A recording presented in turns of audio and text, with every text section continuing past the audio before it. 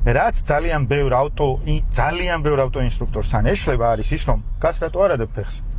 კარგი, არის ჩქაროაწი, აგიციმციმ და მწვანე და გაჩერება დაიწყე და აგიხსნება რა. შენოლდი მუხრუჭით და გაჩერება დაიწყე როგორც ვისწავლეთ ის. აი ეგ. რაც ძალიან ბევრ ავტოინსტრუქტორს ეშლება, ოღონ მართლა რა, არის ის, რომ ამ ზოლში დამდგარ, ასე ვთქვათ, მანქანას და უბნებიან, რომ იქით მარჯვენა ზოლში შეიყვანე რა. ხვდები?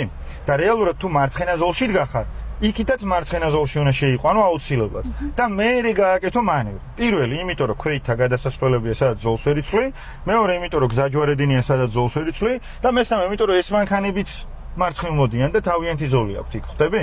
ანუ ამ სამი მიზეზის გამო შენ ეგრევე შენ ზოლში კი არ უნდა შეხდე, კი არა და იმის ზოლში კი არ უნდა შეხდე, შენ ზოლში უნდა შეიყვანო, სადაც იდექი, აჩქარდე და მეორე გადავინაცვლოთ ზოლში რა. მეტი გაზი. არალოდინო უკანა მანქანა, მარცხნივ მოუხვიე კიდე მარცხნივ და შეიყვანე შენ ზოლში, აკრიფე სიჩქარე მეტი გაზით.